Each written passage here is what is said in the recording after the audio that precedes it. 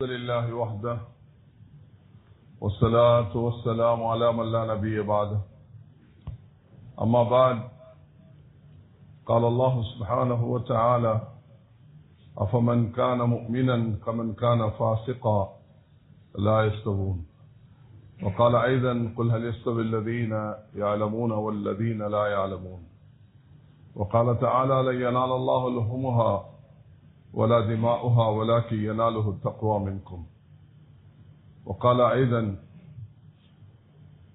ولا تستوي الحسنة ولا السيئة ادفع بالتي هي أحسن فإذا الذي بينك وبينه عداوة كأنه ولي حميم صدق الله مولانا العظيم.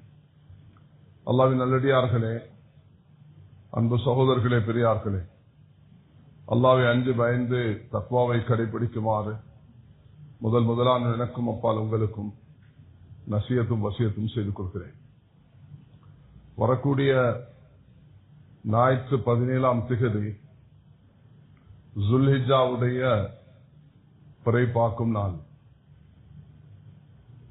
உலக முஸ்லிம்கள் அனைவர்களும் ஹஜ்ஜை நோக்கி பிரயாணித்துக் கொண்டிருக்கக்கூடிய இந்த ஜுல் கஅதாவுடைய இறுதி நாட்களில் இருக்கிறோம்.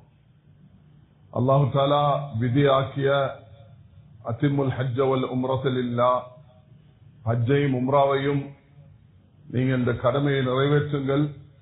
இந்த அவ்வல பைத்தின் உதிய லின்னாஸ் அல்லதி பக்கத முபாரக வ ஹுதல் லில் ஆலமீன், ஆலத்தாருக்கு ஹிதாயத்தையும் பரக்கத்தையும் ஏற்படுத்தக்கூடிய அந்த முதல் அல்லாஹுடைய மாளிகையை உண்டாக்கிய அந்த மக்காவை நோக்கி அல்லாஹ் வருமாறு அழைத்திருக்கிறார். அந்த அழைப்பை இந்த வருடம் 15 லட்சத்துக்கும் மேற்பட்டவர்கள் வெளிநாட்டிலிருந்து வரப்போகிறார்கள் என்ற அறிவித்தலை சவுதி அரேபியாவுடைய ஃபாரின் மினிஸ்டர் அறிவித்திருக்கிறார். அந்த அடிப்படையில் ஊர் மக்கள், அரபு நாடுகள் அப்படி பார்க்கும் பொழுது சென்ற வருடம் 18-20 லட்சம் மக்கள் ஒன்று சேர்ந்தார்கள். இந்த கடமை நிறைவேற்றுவதற்கு பலர் போய்கொண்டிருக்கிறார்கள். 3500 பேர்.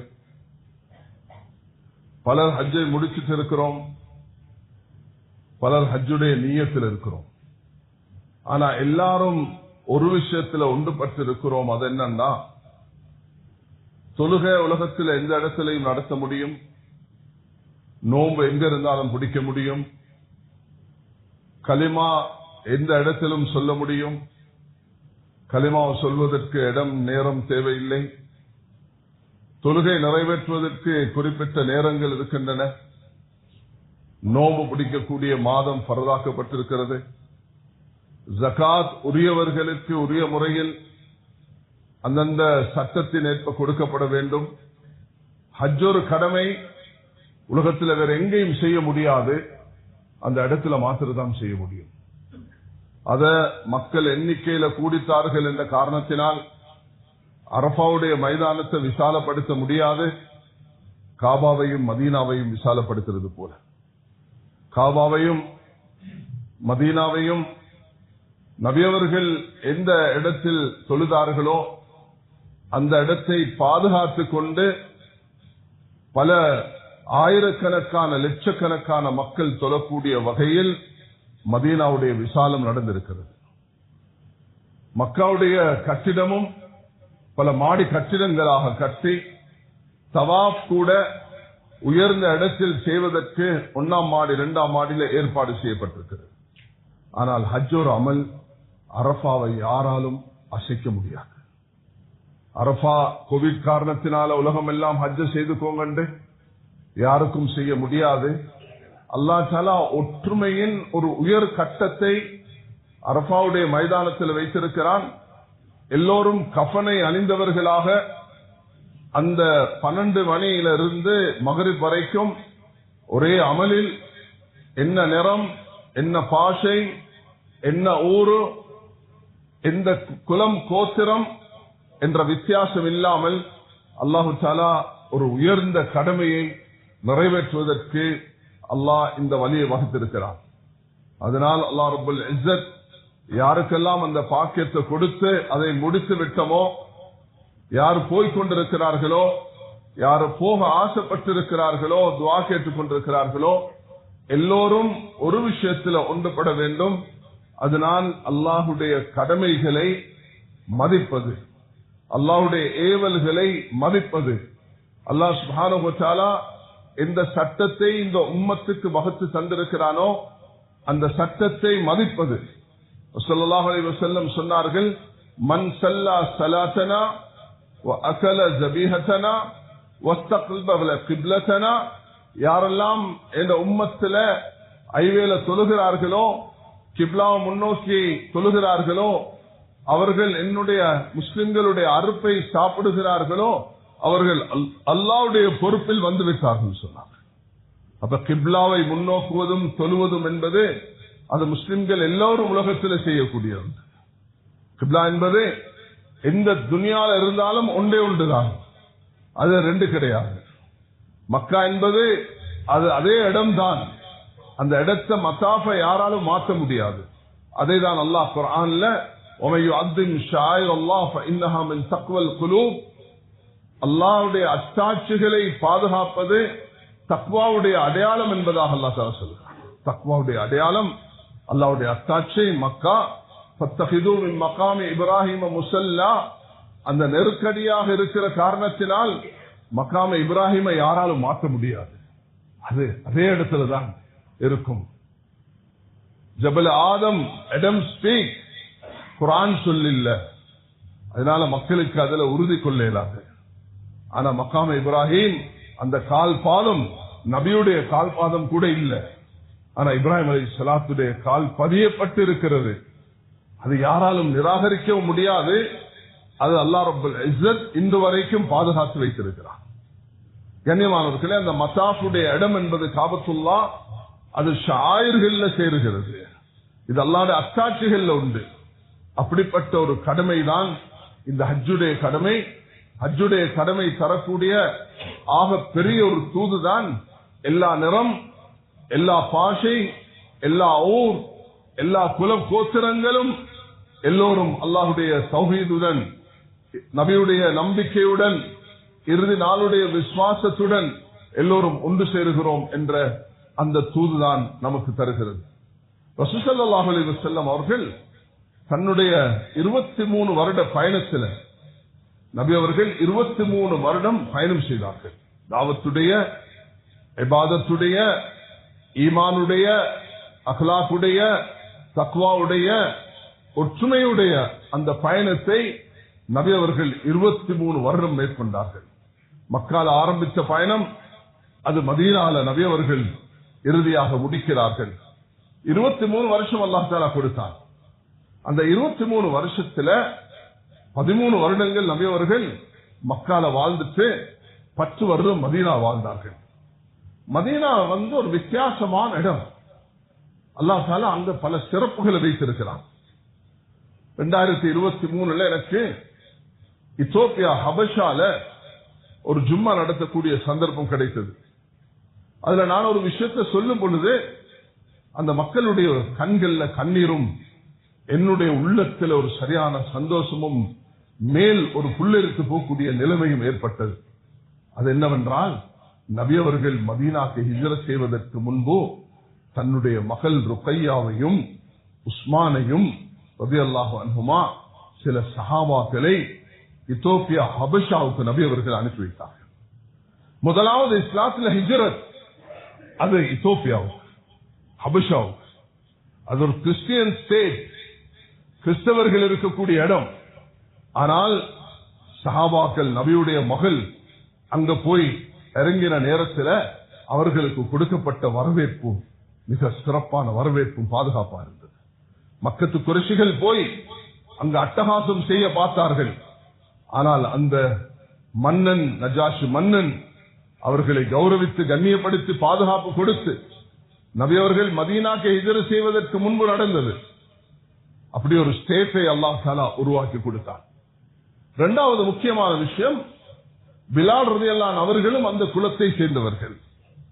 நபி அவர்களுடைய தாய் மௌத்தாகும் பொழுது நபிக்கு 7 வயது. அந்த நேரத்தில் நபியை கட்டி அணைத்துக் கொண்டது அந்த உம்மு ஐமன் என்ற இத்தோப்பியாவை ஹபஷாவை சேர்ந்த பெண்மணி. எவ்வளவு பெரிய சிறப்புகளை அல்லாஹ் தஆலா அந்த ஊருக்கு இன்று வரைக்கும் அந்த கிறிஸ்தவரை நாங்க ஒரு சிலர் சந்திச்சோம், அவர்களிடத்துல அந்த அன்பும் பணிவும் அகலாக்கும் இருக்கிறது.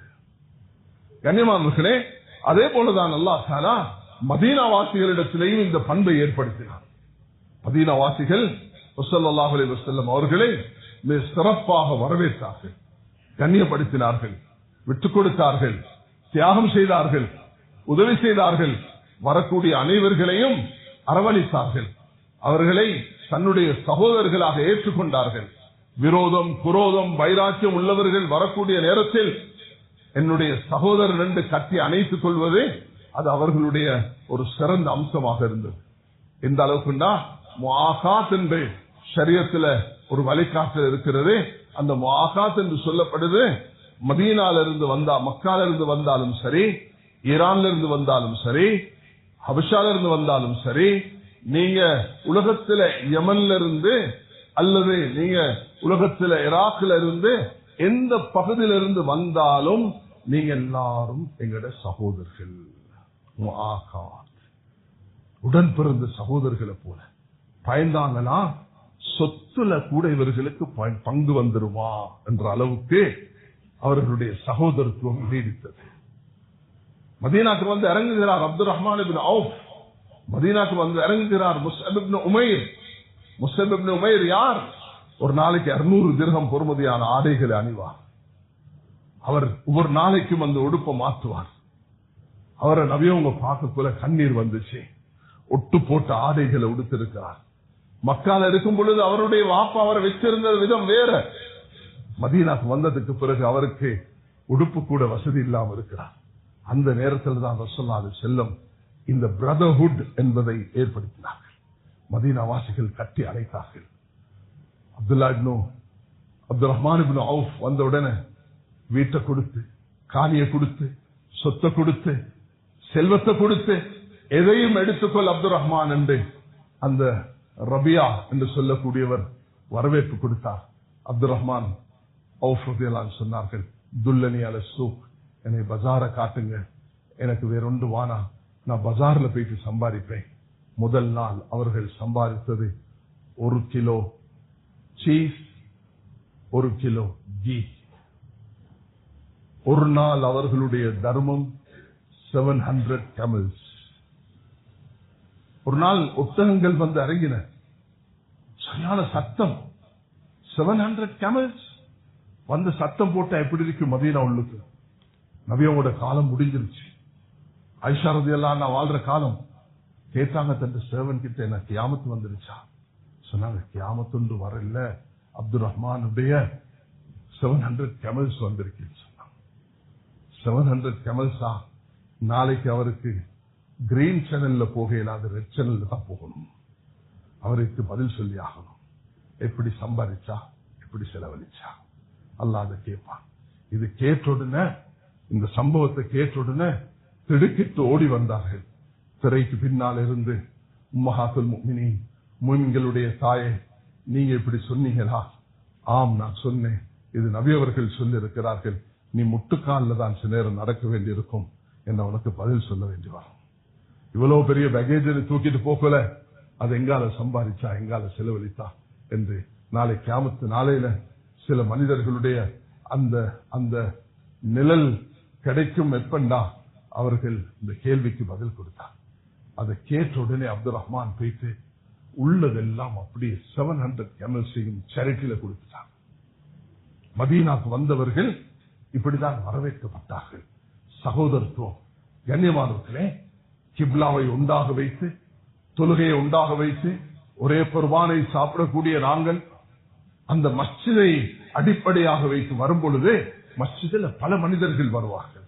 சல்மான் பாரிஸ் வருகிறார் ஈரான்ல இருந்து, 200 வயது. ஈரான் அம்பாசிடர் என்னைய இந்த தாக்குதலுக்கு முதல் சந்திச்சார். அப்ப நான் அவருக்கு ஒரு வார்த்தை சொன்னேன். நான் சொன்னேன், உங்களுக்கு ஒரு ஊசி குத்தினாலும் அது எங்களுக்கு வலிக்கும். உங்களுக்கு ஒரு ஊசி குத்தினாலும் எங்களுக்கு வலிக்கும்.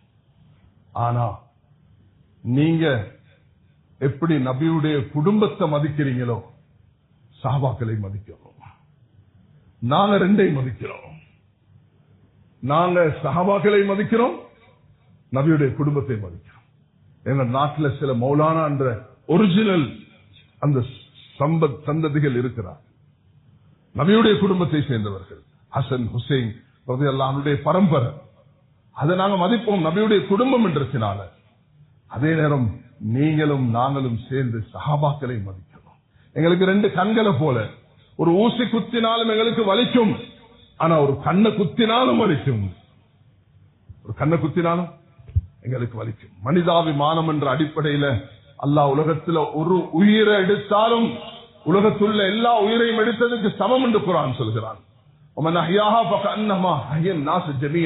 ஒரு உயிரை பாதுகாத்தால் உலகத்தை பாதுகாத்ததுக்கு சமம் என்று அல்லாஹ் தஆலா சொல்கிறான்.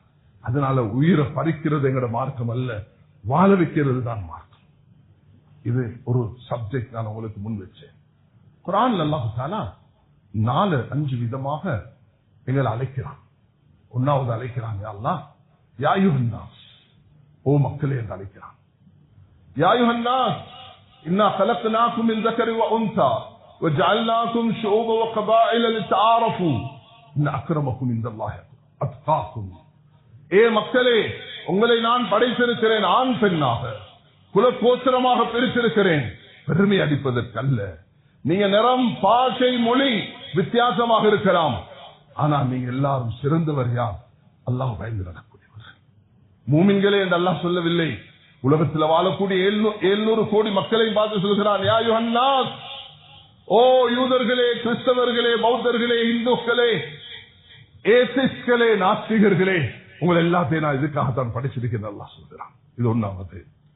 இரண்டாவது அல்லாஹ் தஆலா சொல்கிறான், யா அஹ்லல் கிதாப், வேதமுடையவர்களே என்று அல்லாஹ் தஆலா அழைக்கிறான். யா அஹ்லல் கிதாப் யாரு? உலகத்தில் ஆக கூட பாப்புலேஷன் யாருக்கு தெரியுமா? இந்த வேதமுடையவர்களுக்கு தான். மூசா அலைஹிஸ்ஸலாத்துக்கு எப்ப எந்த டேட்ல இறங்கப்பட்டு சொல்லி யாருமே சொல்லலாது. எத்தனை வருஷம் வாழ்ந்தாங்க நூஹ் அலைஹிஸ்ஸலாம் யாருக்கும் சொல்லலாது. இப்ராஹிம், ஆனா நீங்க ஒரு ஜூ கிட்ட கேளுங்க, do you accept Abraham, the accept Moses, do you accept என்று கேட்டீங்கன்னா டேவிட், சொலமன், யூசுப் எஸ் என்று சொல்லுவார். அவருக்கு தெரியும் யூசுப் யாக்கூப் பின் இஸ்ஹாக் பின் இப்ராஹிம், இப்ராஹிமுக்கு பிறந்தான் இஸ்ஹாக், இஸ்ஹாக்கு பிறந்தான் யாக்கூப், யாக்கூபுக்கு பிறந்துதான் யூசுப். கரீம் இப்னு கரீம் இப்னு கரீம் இப்னு கரீம் யூதர்களை ஏற்றுக்கொண்டிருக்கிறார்கள். அதுதான் தௌராத்தை அல்லாஹ் மூசா அலைஹிஸ்ஸலாத்துக்கு இறக்கி வைத்தான். எங்கள்கிட்ட கேட்டீங்கன்னா, யூதர்கள்ட்ட கேட்டீங்கன்னா முஹம்மது ஸல்லல்லாஹு அலைஹி வஸல்லம் ஏற்றுக்கொள்ள மாட்டாங்க, ஈசா அலைஹிஸ்ஸலாம் ஏற்றுக்கொள்ள மாட்டாங்க. அவன் சொன்னான் குருசிஃபை பண்ணியாச்சு. ஆனா எங்கள்கிட்ட கேட்டா நாங்க எல்லாரையும் ஏற்றுக்கொள்வோம். ஜீசஸ் அது அவர்கள் சொல்லுவார்கள், நாங்க ஈசா அலைஹிஸ்ஸலாம் என்று சொல்லுவோம். அவங்க மூசஸ் என்று சொல்வார்கள், நாங்க மூசா அலைஹிஸ்ஸலாம் சொல்லுவோம். அவர்கள் டேவிட் என்று சொல்வார்கள், நாங்க தாவூத் அலைஹிஸ்ஸலாம் என்று சொல்லுவோம். யா தாவூத் என்று அல்லாஹ் தஆலா குர்ஆன்ல அழைக்கிறான். அப்ப எங்களுக்குள்ள சிறப்பு உலகத்துல நாங்க குர்ஆனை ஏற்றுக்கொண்டவர்கள், இறுதி நபியை ஏற்றுக்கொண்டவர்கள், அல்லாஹ்வுடைய ஏகத்துவத்தை ஏற்றுக்கொண்டவர்கள். அல்லாஹ் அதனாலதான் உங்களுக்கு நான் இந்த தௌராத் இறக்கக்குள்ள, நீங்க மூசாவை பின்பற்றக்குள்ள உங்களுக்கு இதே தௌஹீதை தான் நான் சொல்லி தந்தேன். ஆனா உங்களுக்கு ஒரு விஷயத்த சொன்னேன், முகம்மது ஒன்று வருவார் என்று. நீங்க அதை நிராகரிச்சிட்டீங்க. உங்களோட போராமையின் காரணத்தினால், உங்களுடைய சூழ்ச்சியின் காரணத்தினால் நீங்க அவருக்கு சூனியம் செஞ்சீங்க, நீங்க அவருக்கு விஷத்தை கொடுத்தீங்க. நபி அவர்களுடைய சக்கராத்து நேரத்தில் ஆயிஷா ரலியல்லாஹு அன்ஹா சொல்றான், தொண்டையில சிகப்பு நிற அடையாளத்தை நான் கண்டேன். நபி அவர்களுக்கு யஹூதி பெண் கொடுத்த விஷத்தின் தாக்கம் என்று சொன்னார்கள். புகாரில் இந்த ஹதீஸ் பதிவாகிறது. நபி அவர்களுடைய வெரி சிம்பிள், ஒரு யூத பெண்மணி வந்து நபிக்கு விரும்பமான ஆற்றச்சை கொடுத்தாங்க. நபி அவர்கள் அந்த ஆற்றச்சை சாப்பிடக்குள்ள 2 சஹாபாக்கள் முந்திட்டாங்க. ஆன் தி ஸ்பாட் மௌத்தா போயிட்டாங்க. நபி உங்களுக்கு அல்லாஹ் அறிவிச்சான், இதுல நஞ்சு இருக்குது, சாப்பிட வேண்டாம் என்று. நபி அவர்கள் வாயில வச்சுட்டாங்க. அதனுடைய தாக்கம் சக்கராத்தில் வெளியாச்சு. யூதர்களோடையும் நபி அவர்கள் அப்படித்தான் நடந்தார்கள், கிறிஸ்தவர்களோடையும் அப்படித்தான் நடந்தார்கள். எல்லாரையும் ஒரு மதீனா ஸ்டேட்ல ஒன்று சேர்க்கிறதுக்கு நபி ஸல்லல்லாஹு அலைஹி வஸல்லம் முயற்சி செஞ்சார்கள். என்ன முயற்சி எடுத்தார்கள் என்று சொன்னார். ஸல்லல்லாஹு அலைஹி வஸல்லம் சொன்னார்கள், நாங்கள் எல்லாரும் ஒன்றாக இருக்கணும், நாங்கள் எல்லாரும் ஒன்றா இருக்கணும், நாங்கள் மதத்தால் வேற்றுமையாகும், எனக்கும் தீனுக்கும் വലിய தீன், உங்களோட மார்க்கம் உங்களுக்கு, எங்களோட மார்க்கம் எங்களுக்கு. Jew you follow your religion, Christians you follow your religion என்று நபி ஸல்லல்லாஹு அலைஹி வஸல்லம் சொன்னதுதான் நாங்கள் அடிக்கடி ஓதுறோம். குல் யா அய்யுல் காஃபிரூன் லா அபுது மா தஅபுதூன், நீங்க வணங்குறது நாங்க இல்ல, நாங்க வணங்க நீங்க இல்ல, எனக்கும் தீனுக்கும் വലിய தீன் என்று அல்லாஹ் தஆலா சொன்னான். அல்லாஹ் இதேதான் சொல்கிறான், லா இக்ராஹ ஃபித் தீன். சூரத்துல் பக்ரால எங்களோட மார்க்கத்தில் கட்டாயம் கிடையாது. யாரை மதீனால புடிச்சு வந்து உட்கார வச்சு கத்திய வச்சு நீ இஸ்லாத்தை ஏற்றுக்கொண்டு நபி அவர்கள் சொன்னது கிடையாது. சஹாபாக்களோட 2 குழந்தைகள் கிறிஸ்டியனிட்டி ஃபாலோ பண்ணினார்கள். நபி அவர்கள் அவர்களுக்கு அந்த வாப்பாக்கு எப்பயுமே மகனை கட்டாயமாக கொண்டு வர பிடிவாதம் பிடிப்பார் தானே வாப்பா, நான் ஹக்கில் இருக்கிற மகனை நீனு வாழ்ந்து அந்த மகனை ஏற்றுக்கொள்ள ஆயத்தம் இல்லை. அப்பதான் அல்லாஹ் இருக்கிறான், லா இக்ராஹ ஃபித் தீன். இந்த மார்க்கத்தில் பலவந்தம் கிடையாது, யாரும் யாரையும் போர்ஸ் பண்றதுக்கு இந்த மார்க்கம் கிடையாது. சுதந்திரமாக விடுங்க. சுதந்திரமாக எப்படி விடணும்டா, உது இலா சபீலி ரப்பிக பில் ஹிக்மத்தி வல் மௌஇதத்தில் ஹஸனா, நீங்க அழகான வார்த்தைகளால அவர்களுக்கு அழைப்பு கொடுங்க என்று அல்லாஹ் தஆலா சொல்கிறான். அதுல சூரத் யூசுஃபுடைய இந்த கடைசியில வந்திருக்கக்கூடிய திருவசனம் அது மிக தெளிவாக இருக்கிறது. குல் ஹாதிஹி சபீலி அது இலல்லாஹி அலா பஸீரத்தின் அன வ மன் இத்தபஅனி. உலகத்துக்கு சொல்லுங்க நபியே, ஹாதிஹி சபீலி, இது என்னுடைய பாதை, அது இலல்லாஹ், நான் அழைக்கிறேன், நான் மட்டுமல்ல, அன வ மன் இத்தபஅனி, என்னை பின்பற்றக்கூடிய உலகத்தில் இருக்கக்கூடிய இந்த 1 பில்லியன் முஸ்லிம், 1.5 பில்லியன் முஸ்லிம்ஸும் அதே வேலை தான் செய்வார்கள். அவர் டாக்டராக இருக்கலாம், இன்ஜினியராக இருக்கலாம், லாயராக இருக்கலாம், ப்ரொஃபஸராக இருக்கலாம், சாதாரண கூலி மூட்டை தூக்கக்கூடிய மனிதராக இருக்கலாம், பெரிய தனவந்தராக இருக்கலாம். யூதனுடைய தோட்டத்தில் வேலை செய்த அலி ரலியல்லாஹு அன்ஹு நபியுடைய மருமகன் வீட்டுக்கு வந்தார்கள். எங்க இந்த மருமகனை பேரன்களை காணல, பசி வாப்பா, சாப்பிடுறதுக்கு ஒன்றும் இல்ல, பிள்ளைகளும் அழுது, அதனால பேரர்களை ஹசன் ஹுசைனையும் தூக்கி கொண்டு மருமகன் வெளியே போயிட்டார். நபி அவங்க வெளியே போயிட்டு பார்த்தா யூதன் தோட்டத்துல தண்ணீர் வடிக்கிறார். நபி அவங்க அதுக்கு கண்ணீர் வடிக்கல. ஏந்த மருமகன் யூதன் தோட்டத்துல எங்க சரி நான் அப்படி ஹதீஸ் ஒன்று பார்த்தில்ல, ஏந்த மருமகன் யூதன் தோட்டத்துல வேலை செய்தார் என்று நபி அவர்கள் கண்ணீர் வடிக்கல. ஆனா அலி ரலியல்லாஹு அவர்கள் கைபரை நோக்கி போக்குள்ள கொடிய தூக்கிட்டு போகிறார்கள். என்னை எதிர்த்து வரக்கூடியவர்களை வெட்டவா என்று கேட்ட நேரத்தில், லா லா அலி, என் அன்பு மருமகனே, அதுக்காக நான் உங்களை அனுப்பல, ஒட்டகங்களை பெறுவதை விட இதாயத்து தான் எனக்கு மேலானது. மருமகனுக்கு நபி அவர்கள் சொல்லிக் கொடுத்தது யூத தோட்டத்தில் வேலை செய்ய வாழான் அல்ல, நீ யூதர்களை உனக்கு சந்தர்ப்பம் கிடைச்சாலும் நீ வெட்டக்கூடாது, அவர்களை தீனுக்கு கொண்டு வரணும், அதுதான் எங்களுடைய மார்க்கம் என்று சொன்னார்கள். இதனாலதான் ஸல்லல்லாஹு அலைஹி வஸல்லம் மதீனால கண்ணியமானத்திலே நாங்க எப்படி இந்த வீரப்போன் கார்டன்ஸ்ல சுத்தி வளைச்சு பௌத்தர்கள், இந்துக்கள், கிறிஸ்தவர்கள் பலரும் இருக்கிறார்கள். கண்டில பலரும் சேர்ந்து வாழ்கிறோம். பலரோட சேர்ந்து வாழக்குள்ள எப்படி வாழ வேண்டும் என்றுதான் நபி அவர்கள் கான்ஸ்டிடியூஷன் ஆஃப் மதீனா, மீசாக்கு மதீனா, ஒரு யாப்பு, ஒரு அழகான ஒரு திட்டம் ஒன்றை நபி அவர்கள் வகுத்தார்கள்.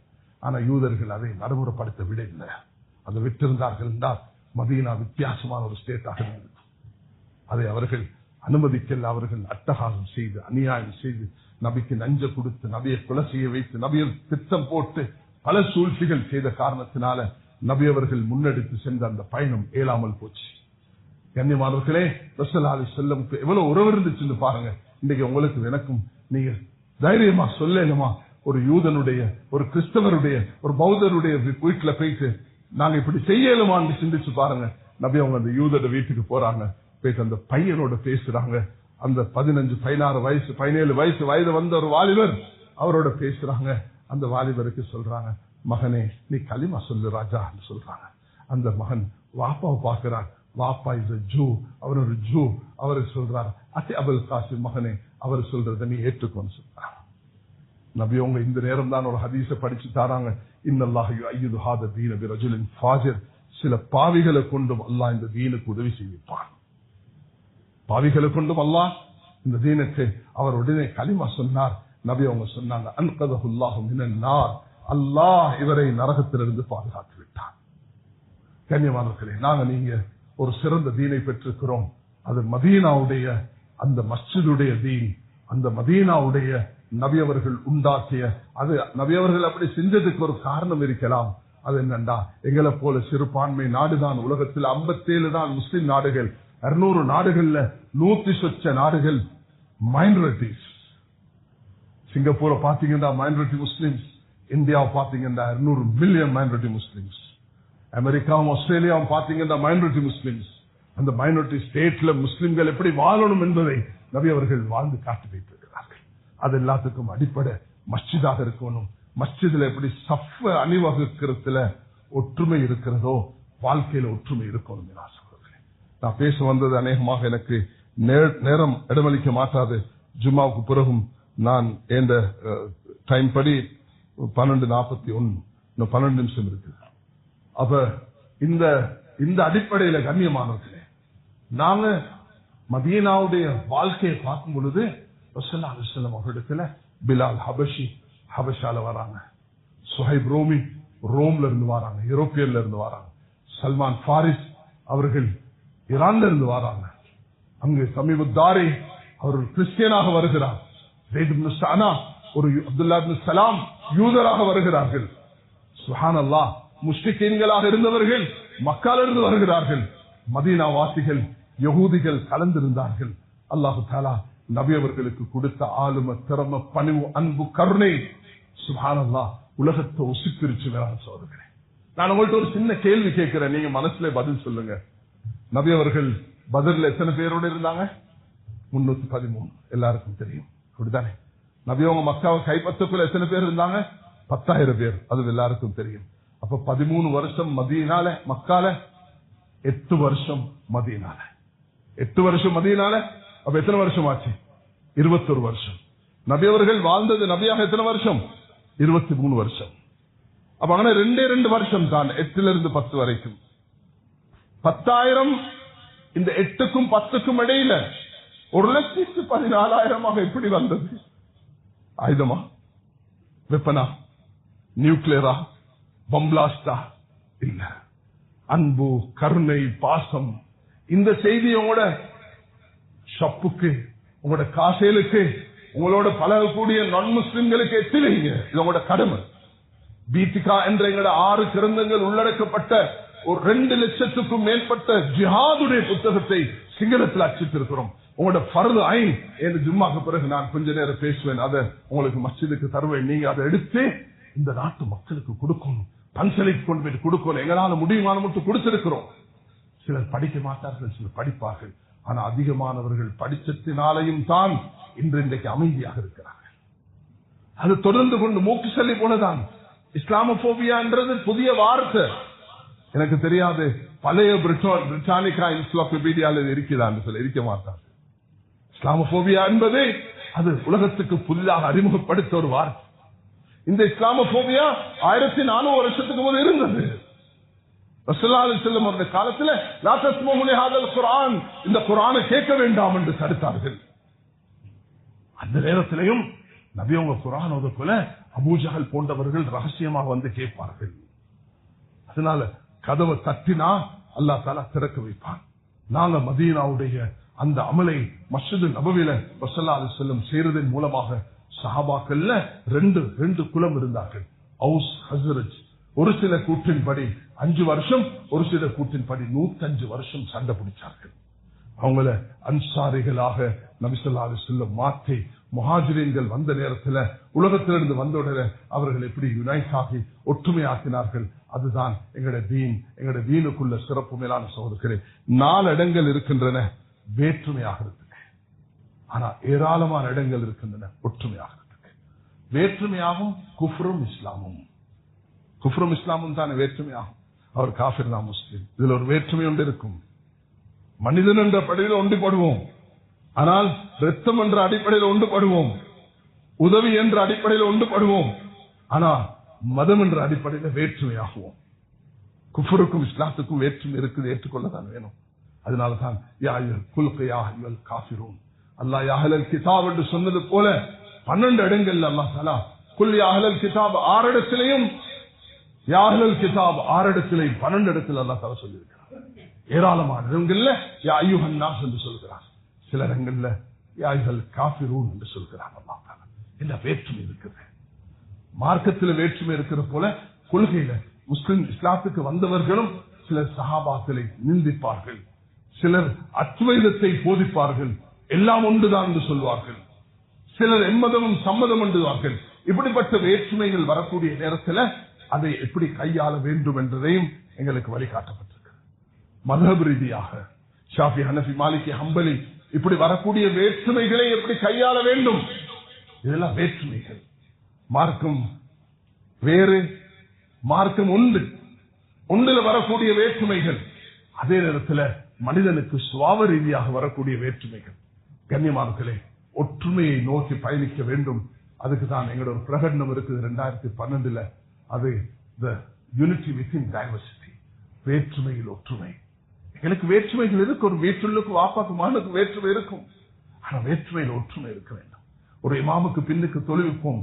உஸ்மான் ரலியல்லாஹு அவர்களை கொலை செய்ய சிலர் வந்து விட்டார்கள், ரூம்ல அடைச்சு வைத்தார்கள், தண்ணீர் கொடுக்கவில்லை. அந்த நேரத்தில் சஹாபாக்கள் கேட்டார்கள், நாங்க எப்படி நடந்து கொள்ள? என்னையால் இந்த பூமியில ரத்தம் சிந்தக்கூடாது. தொழுக அஹ்சினு மா அஹ்ஸனன் நாஸ் வஸ்தனிபு இஸாஅத்தஹும். இமாம் புகாரி அவர்கள் சஹீஹ் புகாரில இதை பதிவு செய்கிறார்கள். அது என்ன சொல்கிறார்கள் சொன்னா, உஸ்மான் ரலியல்லாஹு சொன்னார்கள், என்னைய தாக்க எனக்கு அநியாயம் செய்ய ஒரு கூட்டம் வந்திருக்கிறார்கள், அவர்கள் என்ன ஒருவேளை கொண்டு விடுவார்கள், நீங்க அதுல சேர்ந்து கொள்ளவானா, தொழுக நல்லதுல சேர்ந்துக்கோங்க சொன்னாங்க. தொழுகையில சேர்ந்துக்கோங்க, தீயதை தவிர்த்துக்கோங்க. அஹ்ஸனுமா அஹ்ஸனன் நாஸ், மக்கள் செய்யக்கூடிய நலவுல சேர்ந்து கொள்ளுங்க. வஸ்தனிபு இஸாஅத்தஹும், அவர்கள் செய்யக்கூடிய அட்டகாசம், தீங்கு, வலா துஃப்ஸிது ஃபில் அர்தி பஅத இஸ்லாஹா, துனியால பிரச்சனை வந்து பிரச்சனை உண்டாக்கக்கூடியவர்களோட நீங்க சேர வேண்டாம் என்று குர்ஆனும் வலியுறுத்தி சொல்கிறது. அதனால் கண்ணியமானவர்களே, இன்றுதான் உங்களிடத்தில் முன்வைத்த முக்கியமான ஒரு செய்திதான் ஹஜ்ஜுடைய மாதம். அதை அடைய போகிறோம். 17ஆம் தேதி நாங்க பிறை கண்டுட்டா மிச்சம் நல்லா இருக்கும். ஆனா இந்த மலையுடைய கால சூழலை பார்க்கக்குள்ள தென்படை ஏழுமாக இருந்தாலும் சில நேரம் மேகம் மூடிதான் தென்படையெல்லாம் போயிடும். 17 தென்பட்டா மிச்சம் நல்லம். 27, 28, 29 இந்த 3 நாளும் எங்களுக்கு குர்பான் கொடுக்கலாம். அல்ஹம்துலில்லாஹ். இல்ல 17 தென்படாட்டி எங்களுக்கு 28, 29 மட்டும்தான் குர்பான் கொடுக்கலாம். 30ஆம் தேதி என்பது இந்த வெசாக்குடைய நாள் இல்லாவிட்டாலும் ஃபுல் மூன் போயிடையில எங்க நாட்டில் ஒரு ஆக்ட் ஒன்று இருக்குது, ஸ்லாட்டரிங் இந்த லிக்கபார் எல்லாம் மூடப்படணும். அது இன்றைக்கு நேற்று உள்ள பழைய ஆக்ட் ஒன்று. அதனால அது 30க்கு பிறகு எங்களுக்கு சாத்தியம் இல்லை. 27 பெருநாள் வந்தால் 27, 28, 29, 30. அப்ப 30 இல்ல. 28 பெருநாள் வந்தால் 28, 29, 30, 31, 31 இந்த வெசாக் வீக் என்று ஒரு கெசட் அதை தடுத்திருக்கிறது. அவ எங்களுக்கு 2 நாள் கிடைக்கிறது சொல்லிட்டு 28, 29. இந்த கடமையை சிறப்பாக போட்டோகளை போட்டு வீடியோக்களை போட்டு பப்ளிக்கள் அதை காட்டி இல்லாம பெர்மிட் நாங்க கொழும்புல ஒரு முனிசிபலோட சென்ற வாரம் ஒரு மஷூரா வச்சிருந்தோம். அதுல எல்லாரும் வந்தார்கள். அவர்கள் சொல்றது என்னன்னு சொன்னா, எங்களுக்கு நீங்க சப்போர்ட் பண்ணீங்கன்னா நாங்க இதை கிளீன் பண்றதுல எங்களுக்கு உதவியாக இருக்கலாம். அதுக்காக பப்ளிக்ல அந்நியர்களோட உணர்வுகளை மதிச்சு நடக்கிறது எங்களோட மார்க்கத்துல முக்கியமான ஒன்று. ஒரு சில விஷயத்த சொல்லிட்டு நான் முடிக்கிறேன். மேலான சகோதரர்களே, ஸல்லல்லாஹு அலைஹி வஸல்லம் ஒரு நாள் உட்கார்ந்து இருக்கிறாங்க. உட்கார்ந்து இருக்கக்குள்ள அபூபக்கர் வந்தான், அப்படியே இருந்தான். உமர் வந்தான், அப்படியே இருந்தான். உஸ்மான் வந்தா கொஞ்சம் உடுப்பெல்லாம் அட்ஜஸ்ட் பண்ணி காலெல்லாம் உடுப்பு அப்படி கீழே போட்டு நின்றாங்க. ஆயிஷா கேட்டாங்க, இந்த வாப்பா வந்தாங்க அப்படிதான் இருந்தீங்க, உமர் வந்தாங்க அப்படிதான் இருந்தீங்க, இந்த உஸ்மானுக்கு ஏன் நீங்க ஸ்பெஷல் ஒரு கன்சர்ன் சொன்னாங்க? அலா அஸ்தஹி மின் ரஜுலின் தஸ்தஹி மின்ஹுல் மலாயிகா, மலக்குமார்கள் வெட்கப்படக்கூடிய மனிதனை பார்த்து நான் வெட்கப்படக்கூடாது. உமர் உண்ட சொர்க்கத்துக்கு போகல, நீ ரோஷம் உடையவன் என்றார். நான் உங்கள் மீதா ரோஷம் கொள்வேன், ஏன் நீங்க அப்படி நடந்து கொண்டீங்க? இந்த பிறருடைய ரோஷத்தையும் மதிக்கிறது, பிறருடைய வெட்கத்தை மதிக்கிறது. செல்லும் ஆயிஷா நாயகி கேட்டாங்க, நான் இந்த உங்களோட சேர்ந்து எத்திகாஃப் இருக்கவா? தாராளமா இருங்கம்மா சொல்லிட்டாங்க. நபி அவங்க போயிட்டு வந்து பாக்குறாங்க. வெளியில போயிட்டு வந்து பார்க்கல, மஸ்ஜிதுல 9 டென்ட் அடிச்சுக்கிறாங்க. 9 மனைமாரும் டென்ட் அடிச்சுட்டாங்க. 9 பேருக்கு நபி அவங்க அனுமதி கொடுக்கல. ஆயிஷா ரலியல்லாஹு அன்ஹா சொன்ன உடனே 9 பேரும் டென்ட் அடிச்சுட்டாங்க. இப்ப உண்டு ஆயிஷா நீங்க மட்டும் இருங்க என்று சொல்லணும், மத்தவங்க வானாண்டு சொல்லணும், இல்லாட்டி எல்லாரும் இருங்க என்று சொல்லணும். எல்லாரும் இருங்க என்று சொன்னா சஹாபாக்களுக்கு கஷ்டம், இவங்களுக்கு மட்டும் சொன்னா அவங்களுக்கு கஷ்டம். நபி அவங்க எடுத்த முடிவு என்ன தெரியுமா? நான் இந்த வருஷம் எத்திகாஃப் இருக்கல, போங்க. நான் இருக்கல, டென்ட்டே இல்லை. ஏன்? இதனுடைய அந்த சென்டிமெண்ட்ஸ் மதிக்கிறது. இதோட மார்க்கத்தில் உள்ள முக்கியமான ஒரு விஷயம் எல்லாம் சொல்றது. உமர் ரலியல்லாஹு நடந்து கொண்ட விதம், உஸ்மான் ரலியல்லாஹு நடந்து கொண்ட விதம், ஆயிஷா ரலியல்லாஹு அவர்களால் நபி அவங்க இத்திகாஃபை விட்ட விதம், மற்றவர்களுடைய உணர்வுகளை மதிக்கிறது. எங்களோட சேர்ந்து பௌத்தர் உண்டு மாடு சாப்பிடலாம், ஆனா இந்த மார்க்கம் உண்டு வரக்குள்ள அதுக்கு ஒரு ஸ்பெஷாலிட்டி ஒன்று இருக்குது. அந்த விவாதத்துல நாங்க போக கூடாது. நாங்க எங்களுக்கு 28, 29 கிடைச்சாலும் சரி, 27, 28 கிடைச்சாலும் சரி, இந்த சுன்னா மக்தாவை சரியாக நிறைவேற்றி மஸ்ஜிதோட இணைந்து மஸ்ஜிதுக்கு நாங்கள் நேரம் கொடுத்து ஒரு சிறந்த உம்மத்தாக மாறணும். இந்த மஸ்ஜிதுல 3 இமாம்கள் என்றா இந்த இமாம்கள் தன்னுடைய தொழில் நேரத்தை போக மஸ்ஜிதுக்கு நேரம் கொடுக்கணும். 12 இருந்து 1 மணி வரைக்கும் தயவு செய்து எல்லாரும் நேரத்தோட வாரத்துக்கு முயற்சி எடுக்கணும். மிச்சம் அதிகமான நான் மஸ்ஜிதுக்கு போக்கல பாக்குறேன். அல்ஹம்துலில்லாஹ் கொழும்புல எல்லாம் பாத்தீங்கன்னா சம்மங்கோட்டை அந்த வியாபார இடத்துல கூட 3-4 மாடி நிறைஞ்சிடும். நான் கொஞ்சம் சொலகி போனாலும் எனக்கும் கஷ்டமா இருக்கு. அதனால இது ஒரு முக்கியமான அமல்.